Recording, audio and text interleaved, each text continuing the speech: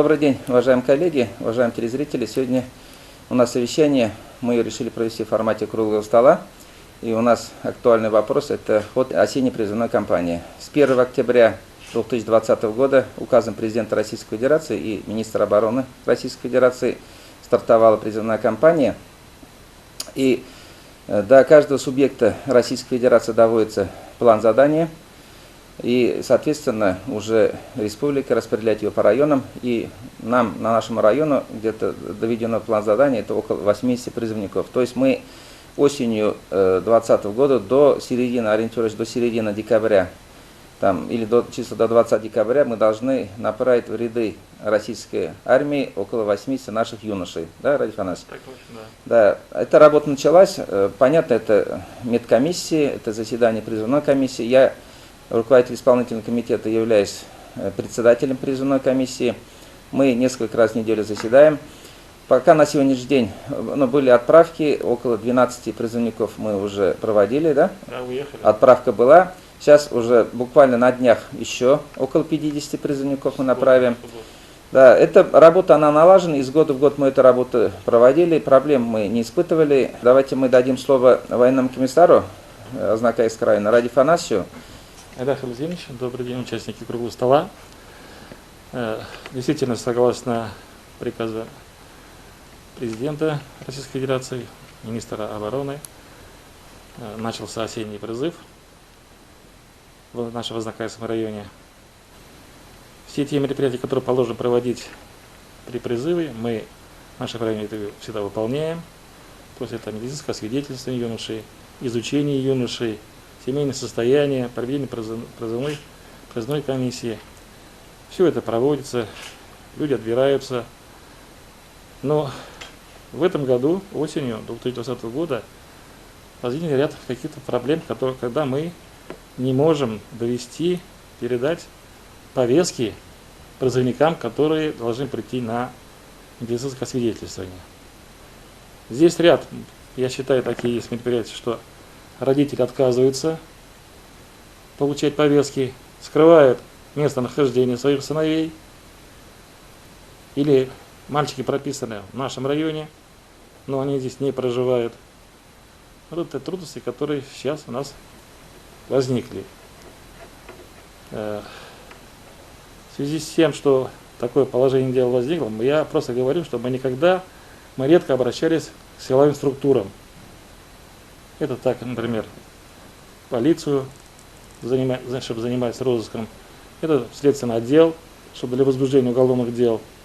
Но в связи с тем, что если сейчас такое же положение будет продолжаться, то я вынужден буду обратиться к силовой структуре, вплоть до привлечения к уголовной ответственности.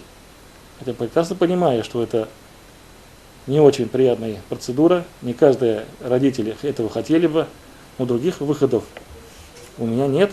Я просто не знаю, что дальше делать. У нас таких осужденных весной 2020 года был один мальчик такой, который был оштрафован. Поэтому я предлагаю, чтобы понимали родители, чтобы сыновья прошли те мероприятия, которые положено, согласно Конституции, согласно всех законов, что юноша должен прийти. Нет такой заинтересованности, чтобы больного мальчика отправить в армию. За это очень сильно сейчас наказывают, очень сильно за это наблюдают. Но среди тех, которые не приходят, есть и больные. Но если нет доказательств о том, что мальчик больной, мы же не можем его призвать или отстранить от призыва. Поэтому это такие трудности, которые возникли. Насколько я знаю, вы уже передали списки в правоохранительные органы, да? Да, но первый шаг уже сделали. Те юноши, которые не явились, передали пока правоохранительные органы, чтобы их начинали заниматься розыском. Да, не только этим, но и ГАИ, те, которые имеют машины, права. Поэтому так оставлять это просто уже невозможно. Надо принимать какие-то меры, какие-то силы, раз человек не понимает нормальных отношений, поэтому придется прийти вплоть до наказания. Я стараюсь, этот список вам передали. В двух словах только расскажите, пожалуйста, что вы какую работу вы уже проделали, что вы планируете сделать, и чем это чревато для этих ребят, которые пытаются скрыться? На сегодняшний день мы получили списки с военкомата, список лиц, которые скрываются от несения службы. Вот. На сегодняшний день отработано около 20 человек, адресов мы прошли. Сталкиваемся с такими вопросами, с такими проблемами, которые вот, в некоторых случаях родители своих детей укрывают, стараются их как-то спрятать, не говорят адреса, где живут. На сегодняшний день у нас имеется материал проверки в отношении одного из призывников, который уже злостно укрывается. Вот. Ему была вручена повестка, однако он в течение 5 дней не пришел и в настоящее время от нас скрывается. Конечно же, мы таких будем искать, находить. В отношении таких призывников уже будут приниматься меры, решаться вопрос о возбуждении уголовного дела. Спасибо, Нияз Раисович. Здесь у нас на совещании, как я уже говорил, есть, значит, помощник прокурора Наиль Ильдарович. Наиль Ильдарович, я знаю, что за этими процессами вы тоже осуществляете и будете осуществлять, и уже начали осуществлять надзор. В 2 словах только расскажите, пожалуйста. В связи со сложившейся ситуацией в районе по осеннему призыву, то есть тем, что имеется большое количество лиц, которые уклоняются от призыва, по поручению прокурора города деятельность по надзору за призывной деятельностью взята на особый контроль.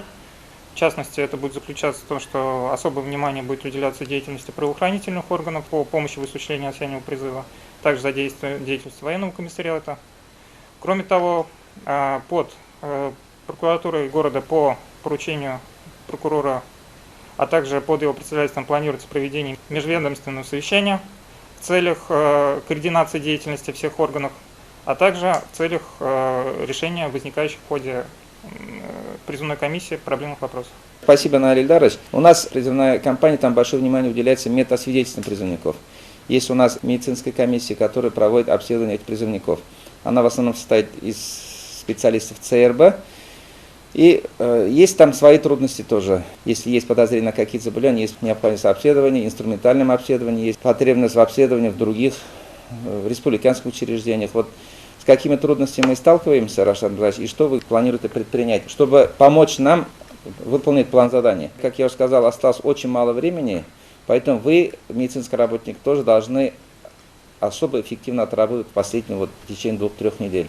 Действительно, медицинское обследование призывников этого года внесли свои изменения, вот эти и обстановка, и карантин, и ограничительные мероприятия. Первый этап медицинского осмотра, который проводят непосредственно на базе военного комиссариата, они прошли, специалистами мы комплектовали комиссию. Но вот дальнейшие на доп. Обследование отправленные сейчас заканчивает. Ну, есть проблемные вопросы. Первое, значит, стационарное лечение в РКБ и в других учреждениях, они потихоньку подтягиваются, они уже заканчиваются. На томографию тоже уже заканчивают, последние остались призывники. Электроэнцефалография, потом холтерское мониторирование, они уже почти у нас решенные. Вопрос остается у нас с психиатрическими диагнозами, отправленные на доп. Обследование. Вот их явку и их дообследование в специализированных учреждениях остается пока маленько напряженными. Спасибо, Рашид Абдулаевич, но я еще раз прошу взять на особый контроль.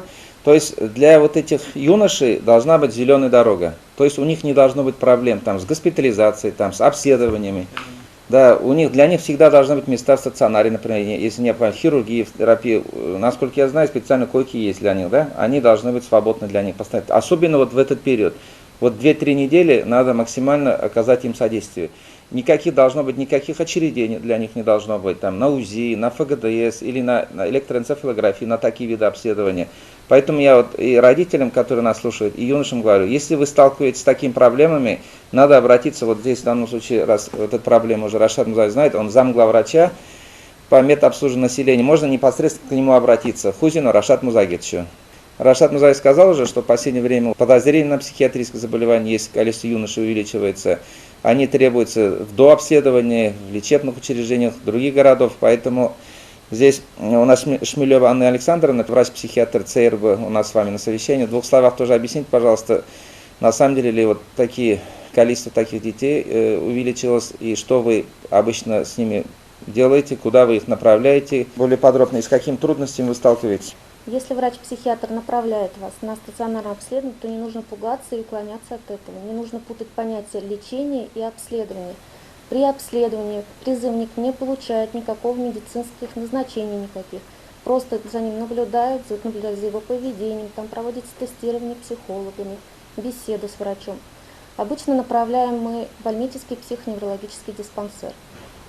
Может направляться в некоторых случаях в город Казань, в Республиканскую клинико-психиатрическую больницу.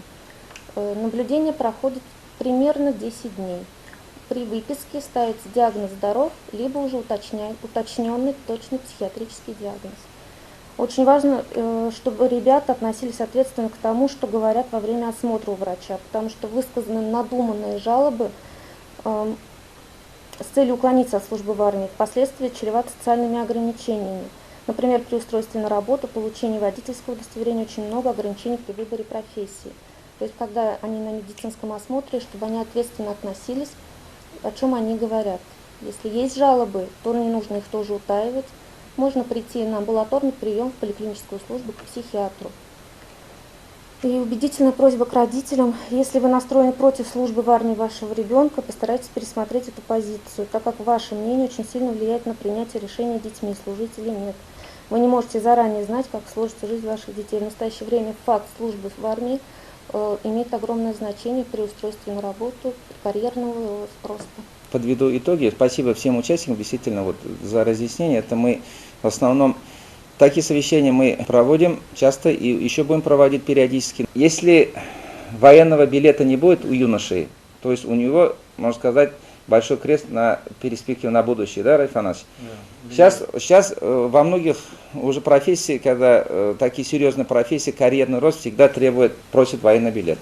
То есть, если у тебя не будет военного билета, то у тебя перспективы нет. Поэтому, родители, подумайте об этом. Год отслужить. Нет сейчас такой, как вот раньше говорили, рассказывали, там, дедовщина, что уже навели порядок. Лучше спокойно отслужить год, чем вот всю жизнь иметь судимость. Поэтому, еще раз, родители и юноши, подумайте. Осталось не так много времени, надо нам вместе работу продолжить. Так, и если нет у нас добавления, если нет выступления, на этом будем завершать. Спасибо за внимание.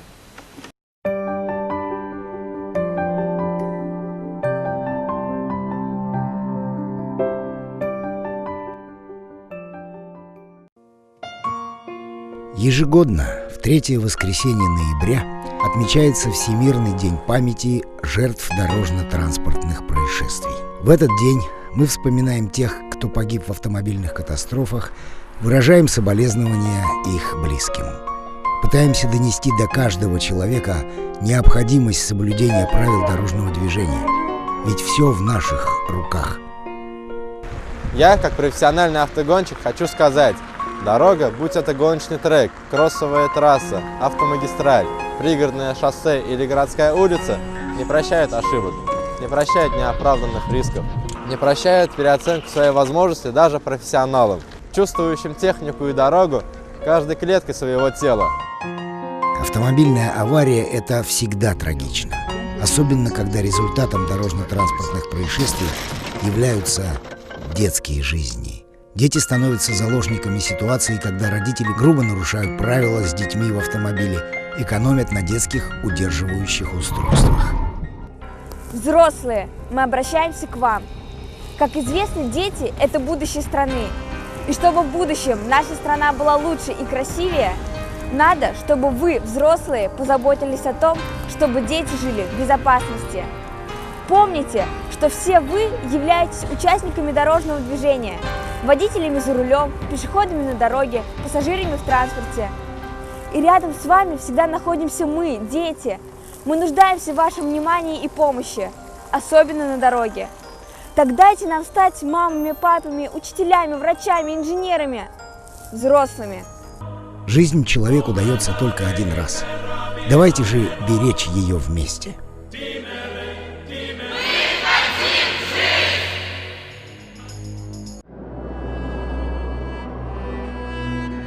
Память делает нас теми, кто мы есть. Это наш опыт, и это наша боль. Сегодня в мире высоких скоростей и мощной техники нет ничего важнее, чем память. Память о том, насколько хрупка человеческая жизнь и как бережно необходимо к ней относиться.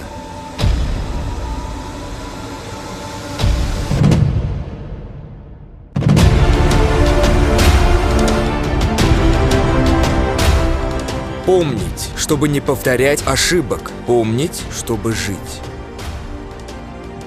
День памяти жертв ДТП.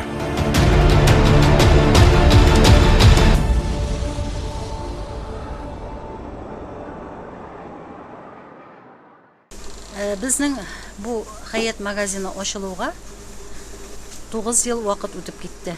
1911 елына 1 сентябрь күні шушы магазинны ашып жіберген едік.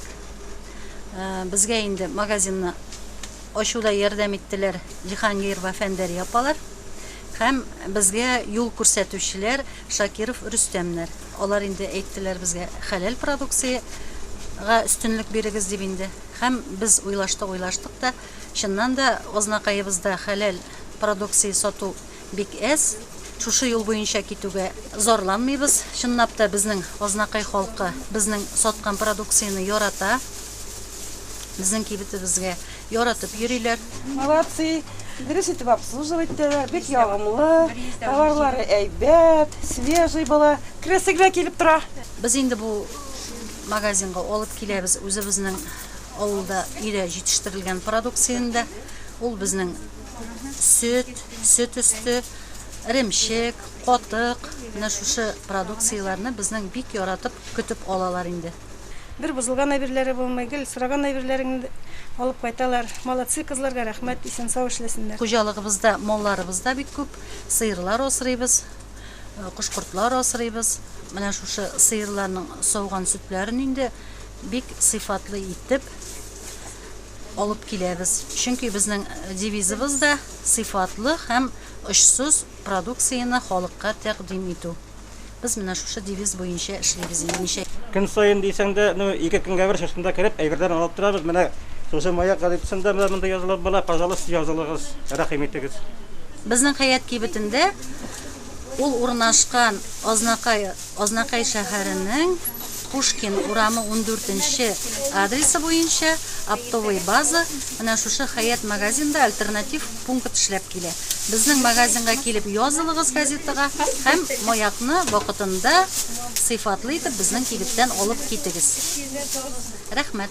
Торговый комплекс «Гагаринский» представляет крупнейший центр мебели в нашем городе. Все в одном месте, в наличии и под заказ. Кухня и спальные гарнитуры, кровати, матрасы, столы, стулья, кухонные уголки и более 50 диванов и 20 комплектов столов, стульев в наличии. Изготовим корпусную и мягкую мебель по индивидуальным размерам и в кратчайшие сроки. При покупке кухонного гарнитура мойка и ручки в подарок. Также имеются подарочные сертификаты. Замер, выезд дизайнера и доставка по городу бесплатно. И, наконец, доступная рассрочка, кредит и оплата через терминал. Работаем без обеда и выходных с 9 до 18 часов. Торговый центр «Гагаринский», 2-й этаж, центр мебели, район мини-рынка. Испытайте флагманский кроссовер Cherry Tiggo 8. Мощный двигатель 2.0 турбо, внушительный внедорожный потенциал, инновационные платформы от Cherry и Jaguar Land Rover. Tiggo 8. Путешествуйте бизнес-классом. У официального дилера «Диалог Авто» в городе Ознакаево. Шейхудинова 12Б. Телефон 99006. Неповторимый стиль, современные системы безопасности, отличная управляемость. Пришло твое время попробовать новый городской кроссовер FAV Bestturn X40. У официального дилера «Диалог Авто» в городе Ознакаево. Шейхудинова 12Б. Телефон 99006. Новый смарт-кроссовер Cherry Tiggo 4. Готовый показать свое превосходство. Стильный, технологичный, первый. Прикоснитесь к будущему уже сегодня, открывая новые грани характера за рулем Cherry Tiggo 4. Запишитесь на тест-драйв у официального дилера «Диалог Авто» в городе Азнакаево. Шейхутдинова, 12Б, телефон 99006. Кузовной ремонт в автоцентре «Диалог Авто». Рихтовочно-сварочные работы, качественная покраска в камере, компьютерный подбор автоэмали, полировка и многое другое. Гарантия 1 год. Мы находимся по адресу Азнакаево, Шейхутдинова, 12Б. Телефон 99006, код города 885592. Скорость, комфорт, надежность. Да. Мы выбираем самое лучшее. Стильные, универсальные, практичные, яркие, классические, современные автомобили в автоцентре «Диалог Авто». Приходите к нам, и мы поможем сделать правильный выбор. Всегда для вас скидки и специальные предложения. Подробности по телефону в городе Азнакаево, 99006, код города 885592, наш адрес Шейхутдинова, 12Б. Любые ремонтно-отделочные работы в квартире, доме, офисе 24 часа в сутки. Телефон 8939 392 67. Колор. Еще больше торговых площадей и, как следствие, больше строительно-ремонтных инструментов и расходных материалов к ним, электротехнических изделий и сварочных аппаратов, сухих смесей, цемента, фанеры, утеплителя. Компания «Колор». От и до в решении ваших строительно-отделочных вопросов. Наш телефон 7 70 80. Дорогие мамы и папы, вы находитесь в трепетном ожидании малыша или уже являетесь счастливым родителем? Малыш Плюс готов решить многие вопросы, связанные с этими приятными событиями. Достойный ассортимент колясок, кроваток, а также манежи, качели, стол-стульчики, автокресла, санки, велосипеды, комплекты в кроватке и на выписку, одежда для детей с рождения и старше, обувь, игрушки, электромобили, детское питание, косметика, подгузники и многое другое вряд ли останутся без вашего решения приобрести все необходимое в одном месте. Малыш Плюс. Все от А до Я для вашего малыша. Азнакаево, Ленина, 27, телефон 9 56 42. Ежедневные рейсы в Альметьевск от пассажирского агентства «Мандарин», генерального транспортного партнера ТНТ Азнакаево. Отправление из Азнакаева в 6, 6:30, 7, 8, 9, 10, 11, 13, 14, 15, 16, 17 и 18:00. Из Альметьевска в 7:30, 8, 9, 10, 11, 12, 13, 14, 15, 16, 17, 18, 19 и 19:30. Остановки: онкологическая больница, ТЦ «Панорама», Деканевче, драмтеатр, главпочтамт, медсанчасть, Макдональдс, Огни, Тихоновка, Мактама. Развозим по городу и осуществляем курьерскую доставку. Строительная компания «Руслан» уже долгое время функционирует на современном рынке. В настоящее время мы являемся крупной организацией, которая занимается проектированием, строительством, а также реализацией домов, мобильных и постоянных бань из дерева. Точность, надежность, качество – это про нас. Телефон для справок 99006, код города 885592. Магазин «Строймаркет» предлагает новую линейку товаров в своем ассортименте, а именно все необходимое для оборудования бани, банные печи, газовые горелки, дымоходы и комплектующие элементы к ним, а также деревянные изделия для отделки и оснащения внутреннего интерьера помещения бани. Традиционно мы сохраняем широкий ассортимент строительно-отделочных материалов, различных инструментов для ремонта, лакокрасочных изделий, грунтов, шпатлевок, расходных материалов для подвода воды и всего самого необходимого в хозяйстве и быту. Магазин «Строймаркет» – ваш надежный и выгодный партнер в строительстве и ремонте. Наш адрес – улица Гагарина, 2А, телефон 8 917 913 27 70.